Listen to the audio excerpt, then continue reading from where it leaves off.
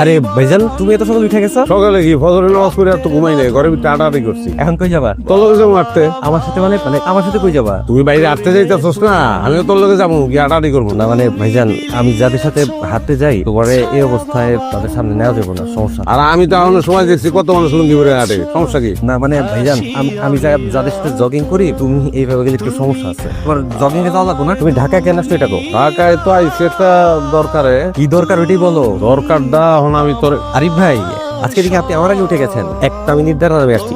জি জি জি জি ভাইজান, আমি এখন যাই। আমি আইসা তোমার কি দরকার সব শুনবো। আচ্ছা যা যা, আমি তো আছি, শুনতে তো পারবো।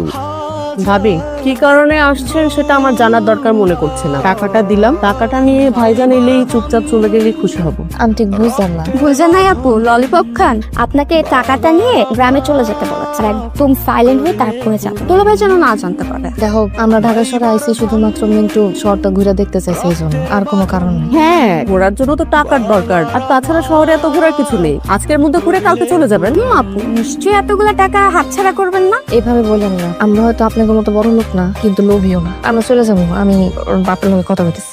কার অফিসে করলাম হ্যাঁ, খাবার এনে সাজায় রাখছে, এনে বসুন না, কি করবো? আচ্ছা শোনো, ও রোজ দুইটা এবার দুইটা দাও, আর আমারে মাছটা দাও। আরে তুমি দেখা তাহলে সাহেব আমার চিনতে পারেন নাই। আসসালামু আলাইকুম, আমি মাজেদ। মাঝে ও তুমি এখানে কি করো? তোমার এখানে কে আইতে বসে? আমি এখানে আমার ভাই ভাইজান, আপনারা এখানে কেন? যান রুমে যান। আজকে এখানেই খাই, রুমের মধ্যে আবার এই খাওয়ান টানাটানি দরকার।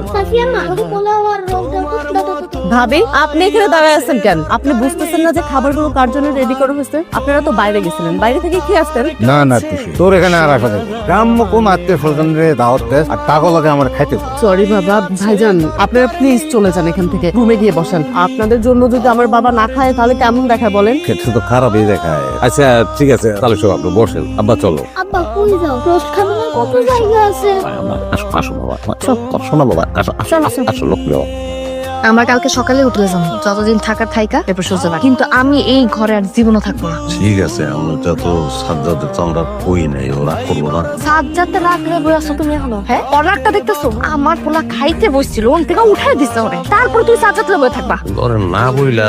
পরে কনের দরকার নাই, যেই জায়গায় সাজ্জাত থাকে অনেক মানুষ বাসে না। আচ্ছা ঠিক আছে, তুমি যখন কইতেছো কালকে সকালে যাবো। ও, আপনারা চলে যাচ্ছেন? আরে কি খুঁজো তুমি, আমারে বলো কি খুঁজতেছো এখানে? আসলে আপু রুম থেকে টাকা হারিয়ে গেছে, তো তাই আপু বললো একটু খুঁজে দেখে। ঠিকই কইছো, এরপরে আর এই বাসায় তখন চলবে না, সকালে যাবো। তুমি টাকা করতে কোথায় গিয়েছিলে? নিম, আসলে ভুলটা আমারই ছিল। টাকাটা আমি ডয়ারে রেখেছি, ভুলেই গিয়েছিল। চাক পেলে তো ভালো কথা। আমি আর ওনাদের রুম সার্চ করে আসলাম। তোমার সাহস তো কম না? তুমি আমার পারমিশন ছাড়া আমার ভাই ভাবি রুমে গিয়েছো সার্চ করতে?